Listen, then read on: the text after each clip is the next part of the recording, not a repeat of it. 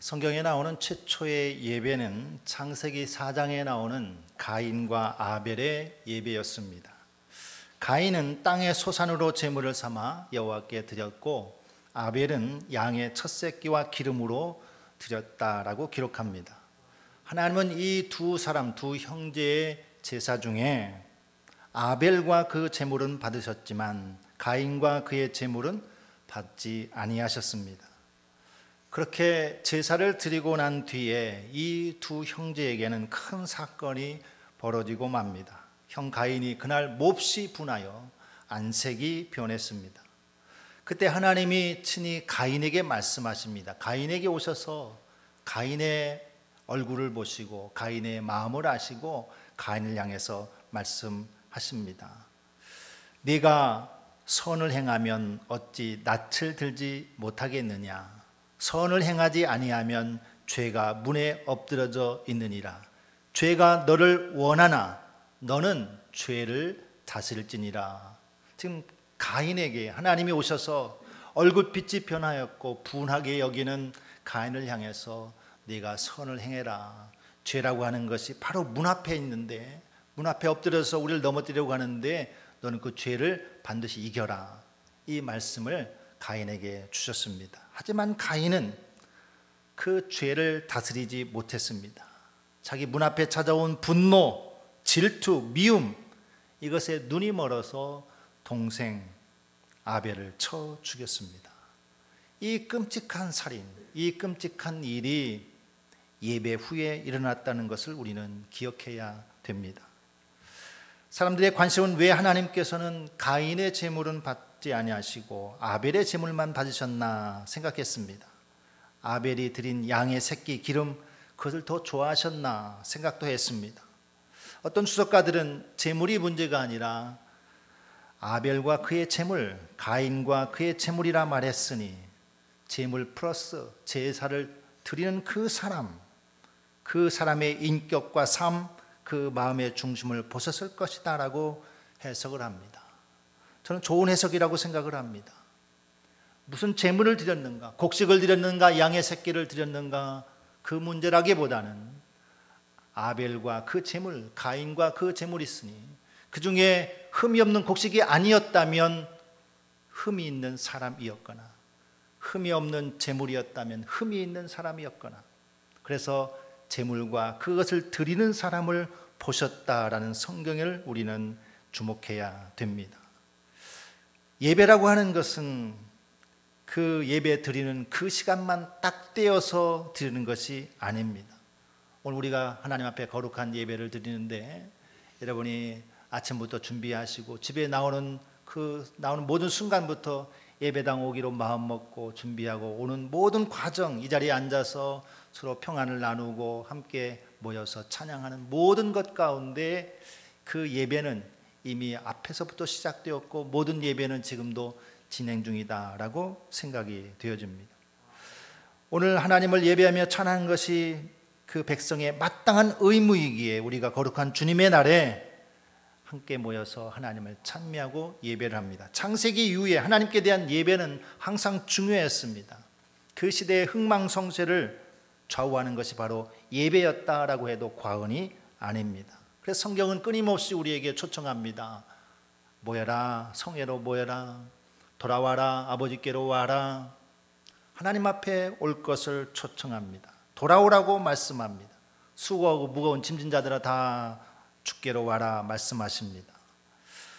그런데 오늘 본문 이사야 1장 말씀을 보니까 이제 하나님은 더 이상 너희는 오지 마라 이렇게 말씀합니다. 내 앞에 오지 마라, 내 앞에 나타나지 말라. 출애굽기 23장 24장에 보면 너는 하나님 앞에 나올 때 빈손으로 오지 말라 말씀했습니다. 거룩한 예물을 가지고 하나님 앞에 나아갔습니다. 우리가 예배 때마다 하나님께 예물을 드리는 이유도 그런 이유일 것입니다. 그런데 오늘 하나님이 이렇게 말씀합니다. 제물을 가져오지 말라. 다시는 가져오지 말라. 그것이 내게 무슨 유익이냐? 다시는 내 앞에 제물을 가지고 오지 말라라고 말씀하고 있습니다. 성경은 많은 곳에서 구하라, 찾으라, 두드리라 말씀합니다. 부르짖으라 말씀합니다. 하나님께 기도하고 구하는 자는 하나님께서 허락하시고 받게 하시고 기도 응답을 주십니다. 근데 오늘 뭐라고 말씀하십니까? 많이 기도할지라도 내가 안 듣겠다. 기도하지 말라라고 말씀하고 있습니다. 그럼 왜 지금까지 수많은 하나님의 말씀과 오늘 이사야 1장의 말씀은 이렇게 배척되는 말씀을 하셨는가? 우리는 그 하나님의 마음, 하나님이 말씀하시고자 하는 것을 잘 주의 깊게 들어야 할 것입니다. 1절 말씀에 이사야 선지자가 부름받아 활동하던 시기를 기록합니다. 유다 왕 우시야와 요담과 아하스와 히스기야 시대에 아모스의 아들 이사야가 유다와 예루살렘에 관하여 본 계시라. 이것은 역사적인 기록이기도 합니다. 이사야가 활동하던 시기에 어느 왕 때 이사야는 활동했다라는 것이죠. 그런데 역사적인 기록이기도 하지만 그 시대가 어떠한 시대였는가를 생각해 보는 것이기도 합니다. 그러니까 우시야 왕, 요담 왕 이런 시대에는 가장 부흥하던 시기입니다. 가장 풍성하던 시기입니다. 그러니까 물질도 많고 잘 나가던 때이니까 하나님께 드리는 것도 풍성히 당연히 드렸습니다. 풍요로운 시대에 마음껏 하나님께 풍성하게 드렸다는 이야기입니다. 그런데 하나님은 그 많은 예배가 부족해서가 아니라 오히려 너무 많이 드리는 것이 부담스럽다고 말씀합니다. 너무 많이 드려서 내가 부담스럽다. 이게 하나님의 말씀입니다. 여호와께서 말씀하시되 너희의 무수한 재물이 내게 무엇이 유익하뇨? 나는 순양의 번제와 살찐 짐승의 기름에 배불렀고 나는 수송아지나 어린 양이나 수염소의 피를 기뻐하지 아니하노라. 예배가 부족한 것이 아닙니다. 정성이 부족한 것도 아닐 것입니다. 그러면 예배의 부족이 아니라면, 재물의 부족이 아니라면 무슨 부족이 있었을까? 그것은 바로 하나님이 원하시는 하나님의 정의가 실종되었다라는 것입니다. 16절 17절에 보면 내 목전에서 너희 악한 행실을 버리며 행악을 그치고 선행을 배우며 정의를 구하며. 그러니까 예배도 풍성했는데 덩달아서 그의 삶에 악행도 풍성했습니다. 예배도 있는데 죄악도 많았습니다. 이 둘이 공존하던 시대입니다. 이것이 하나님이 책망하신 이유입니다. 그 무수한 재물, 그 무수한 것들을 내게 가져오는 것이 무슨 유익이냐? 나는 이미 배불렀으니 더 이상 가져오지 마라. 너희가 오느라고 수고하고 내 마당만 밟느라고 수고했는데 더 이상 오지 말아라고 말씀합니다. 하나님은 예배를 기뻐하시고 우리의 예배를 기뻐 받으시지만 진심으로 그리고 마음으로 드리는 것이 아니라, 삶으로 드리는 것이 아니라 형식적인 예배는 미워하신다는 사실입니다. 마음이 없는 순종, 그것은 기뻐하지 않습니다. 삶이 없는 예배, 그것은 언제나 부족한 것입니다. 그래서 네가 공의를, 네가 선행을, 너는 지금 하고 있는 악행은 버리고 선행을 행해야 된다. 정의를 구해야 된다. 그리고 예배다. 이렇게 말씀합니다. 예배는 있지만 선행도 없고 정의도 없다면 그것은 하나님이 기뻐하는 예배가 아니라는 것을 분명하게 말씀하고 있습니다. 마음을 드려라. 삶을 드려라. 마음을 드리러 하나님 앞에 나왔는데 내 마음이 어떠한지, 어떤 마음을 하나님께 드릴까? 여러분의 마음은 어떻습니까? 우리가 마음을 하나님께 드린다. 시편 기자는 이렇게 말합니다. 시편 51편 16절 17절에서 주께서는 제사를 기뻐하지 아니하시나니 그렇지 아니하면 내가 드렸을 것이라. 주는 번제를 기뻐하지 아니하시나이다. 하나님께서 구하시는 제사는 상한 심령이라. 하나님이여 상하고 통회하는 마음을 주께서 멸시하지 아니하시리이다. 주께서 제사를 당연히 기뻐해야 되는데 기뻐하지 않는다. 번제를 당연히 좋아하셔야 되는데 좋아하지 아니하신다. 하나님께서 구하는 제사, 하나님께서 원하시는 예배는 상한 심령이다. 그래서 상한 심령, 하나님이여 상하고 통회하는 마음을 주께서 멸시하지 아니하시리다. 하나님께 나아갈 때 내 마음이 얼마나 낮아지고 얼마나 하나님 앞에서 통회하면서 그 상한 마음으로 나가는지 하나님은 그것을 더 기뻐하신다라는 것입니다. 통회하는 마음, 저는 이것이 아주 중요하다고 생각합니다. 그래서 선지자들은요, 보통 이스라엘이 회개할 때 뭐 죄를 뒤집어 쓰고 옷을 찢고 하는데 더 이상 옷은 찢지 마라. 너의 마음을 찢어라. 마음을 찢어라. 마음이 찢어져야 되고 마음이 상해야 하나님의 마음을 알고 하나님의 정의를 알고, 그래서 마음이 상한 자들에게 내 마음이 동하고, 그래서 과나 과부를 향해서 하나님의 정의가 나아갈 수 있고, 이것은 변하지 않는 하나님이 원하시는 말씀이었습니다. 마음이 상한다. 우리의 형편과 처지를 생각하면 참 하나님의 도움이 없이는 살 수 없는 삶을 우리가 살아갑니다. 그런데도 많은 사람들이 내 인생은 내가 개척해야지, 내 인생은 내가 내 힘으로 살아야지, 그러면서 그 힘든 와중에도 발버둥 치며 살아가려고 합니다. 왜냐하면 인생의 주인이 자기라고 생각하기 때문입니다. 그런 마음을 하나님이 기뻐하실까? 그것은 교만한 마음입니다. 내 인생, 내 가정, 내 모든 것, 내가 주인이 아니라 하나님이 주인이시다라고 하는, 그 하나님 앞에 선다고 하는 것이 바로 그런 마음이에요. 그러니까 하나님 앞에 내 마음을 드리니까 자꾸 마음이 상하고, 하나님 어떻게 하면 좋습니까? 하나님 도와주세요. 하나님의 도움을 자꾸 구하는 겁니다. 하나님의 은혜를 자꾸 구하는 겁니다. 하나님, 제가 하나님 말씀대로 살려고 했는데 또 여전히 넘어지고 실패했습니다. 주여 불쌍히 여기시고 주님 은혜를 베풀어 주세요. 그런 상한 마음으로 하나님 앞에 나아가기를 좋아할 때 그것은 하나님이 기뻐하신다라는 것입니다. 다니엘은 여러분이 잘 아시는 대로 포로기 시대에 멀리 끌려갔습니다. 나라를 잃었습니다. 그런 상황에서 그는 하루에 3번씩 창문을 열고 예루살렘을 향하여서 늘 하나님께 감사하며 기도했습니다. 그를 죽이려고 하는 왕의 도장이 찍힌 것을 알고도, 자기를 옥매려고 하는 그 악한 계기가 있는 것을 알고도 여전히 동일하게 그는 가서 변함없이 창문을 열고 예루살렘을 향하여 감사하면서 하나님께 기도했다라고 증언을 하고 있습니다. 이것이 다니엘의 영성 아니겠습니까? 창문 열고 하나님을 향하여서 감사하며 기도하며 나아가는 것. 그 시대에 어떻게 재물을 가지고 온전히 제사를 드릴 수 있습니까? 포로로 끌려갔는데 어떻게 그 나라에서 온전한 찬양을 하고 예배를 드릴 수 있겠습니까? 상황은 그렇게 할 수 없지만, 온전하다고 생각하는 예배의 형식은 갖추지 못했지만, 그는 창문을 열고 그의 마음 중심에서 항상 하나님께 감사하면서 기도하는 예배를 드렸다라는 것입니다. 그게 다니엘의 영성이었습니다.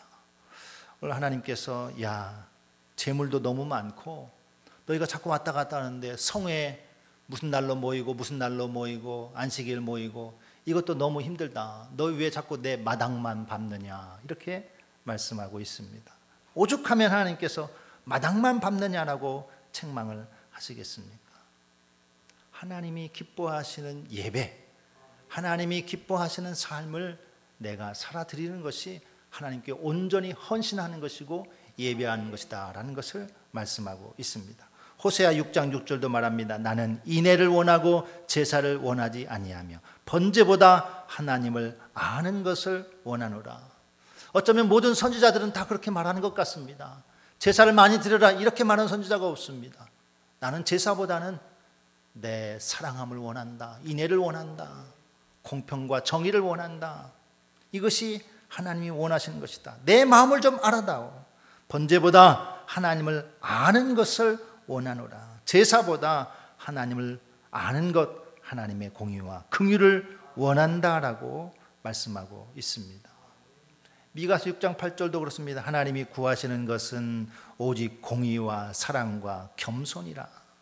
사람아, 주께서 선한 것이 무엇임을 내게 보이셨나니 여호와께서 내게 구하시는 것은 오직 정의를 행하며 인자를 사랑하며 겸손하게 내 하나님과 함께 행하는 것이 아니냐. 이게 미가서 6장의 말씀입니다. 그러니까 모든 선지자들은요, 다 하나님께 예배하는 그 예배의 자세를 이렇게 말씀하고 있다는 거예요.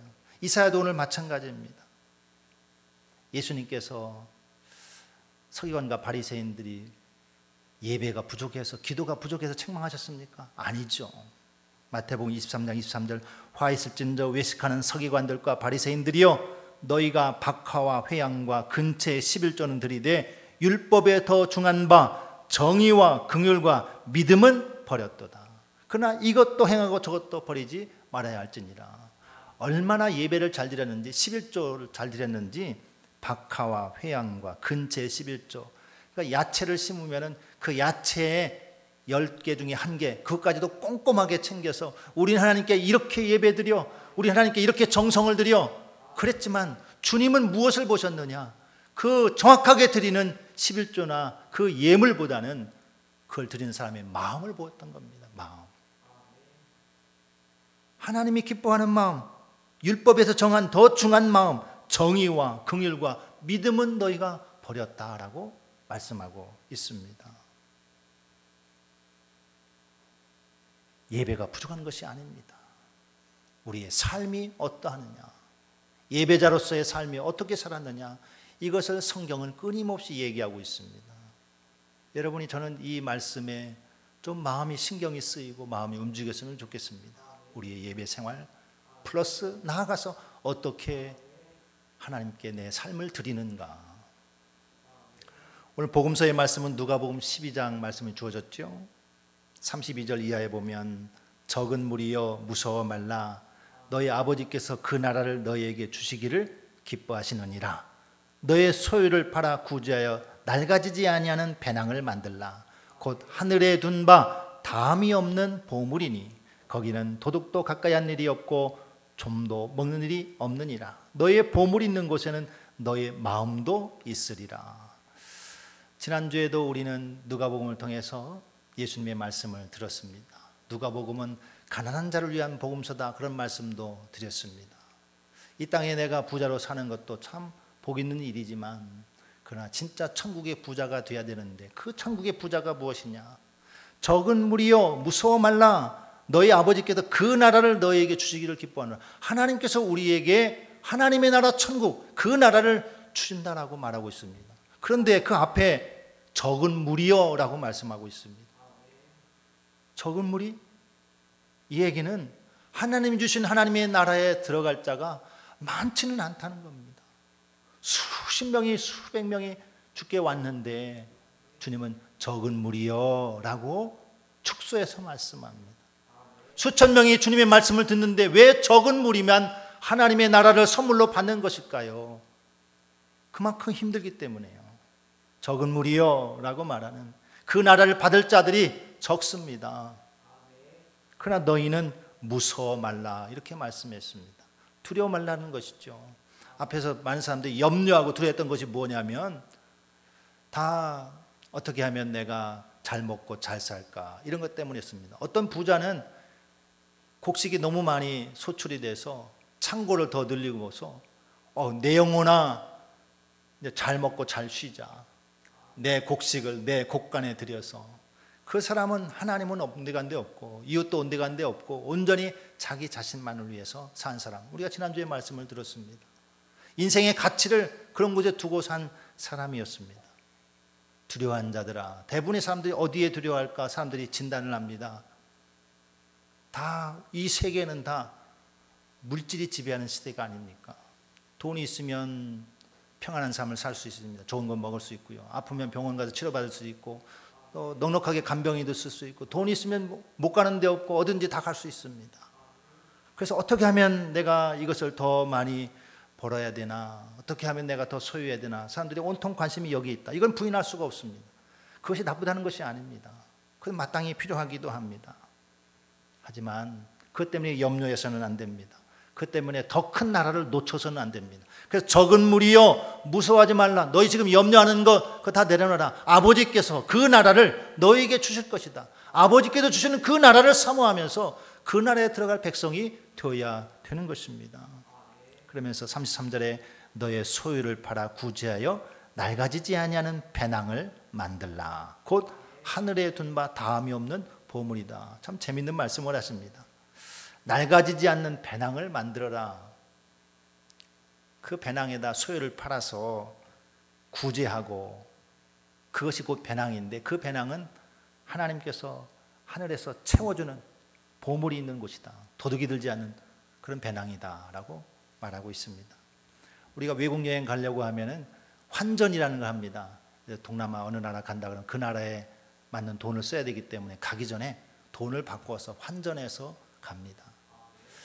천국에 가려고 하는데 하나님께서 야, 환전이 필요해, 그렇게 말씀하신 것 같아요. 어떻게 환전하죠? 천국은 달러를 씁니까? 원화를 씁니까? 엔화를 씁니까? 무슨 돈을 환전해 가야 되나요?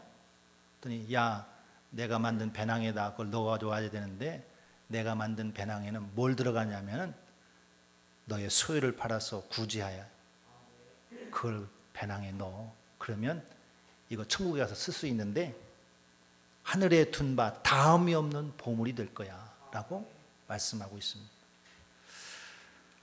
많아서 넉넉해서 구제하고 이웃을 사랑하고 마음이 쓰여지는 것은 아닐 것입니다. 없지만, 부족하지만, 작지만 주님 말씀하신, 주님이 이걸 원한다고 하시니 내가 오늘 하나님께 그 많은 정성으로 드리는 이 예배도 평소의 삶에서 그것 없이 남을 긍휼히 여기지 못하고 남을 사랑하지 못하고 그것을 하지 못하는 그 삶보다는 네가 나가서 네 소유를 팔아서 가난한 자를 구제하고 그 배낭을 가지고 내 앞에 와. 그러면 내가 하늘에서 너희를 위해서 보물을 쌓아두고 너희를 그의 나라를 선물로 줄 거야. 이런 주님의 말씀이 우리에게 들려주기를 원합니다. 오늘 이사야 말씀에 우리가 서로 변론하자 너희 죄가 주홍 같을지라도 이렇게 말씀합니다. 생각해 보니까 주님, 저희가 참 주님 앞에 온전한 삶을 살지 못했네요. 이렇게 돌아보는 것이 필요하다는 겁니다. 너희가 오라, 우리가 서로 변론하자 그랬습니다. 하나님은 우리의 죄가 주홍 같을지라도 눈과 같이 희어지고 진홍같이 붉을지라도 양털같이 희게 만드시는 분입니다. 근데 우리의 죄, 우리의 허물을 흰눈처럼 양털처럼 깨끗게 하신다는 데만 우리가 초점을 두어서는 안 됩니다. 그 앞에 뭐라고 했냐면 우리가 서로 변론하자 그랬습니다. 변론은 법정 용어입니다. 법원 앞 재판정에 섰는데 검사가 어떻게 잘못했죠? 기소하면 변호인이 또 변호합니다. 그 얘기는 그 앞에서 낱낱이 다 드러나고 낱낱이 다 살펴보고 이것이 법정입니다. 내가 어떻게 내 삶을 하나님이 맡겨준 내 인생을 어떻게 살았는지 낱낱이 돌아보는 이 변론이 없으면 뒤에 가서 양털처럼 흰눈처럼 깨끗해지는 일은 없다는 것입니다. 그래서 오라, 우리가 서로 변론하자. 내 삶을 돌아보자. 내가 어떻게 살았는지. 그러면 뒤에서 하나님께서 깨끗하게 하시고 희게 할 것이다.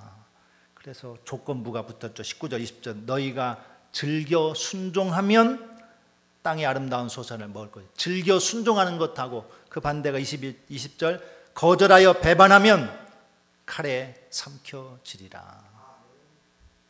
예배로 시작해서 제물로 시작하고 기도로 시작한 말씀이 두 개의 큰 결론으로 나눠주고 있습니다.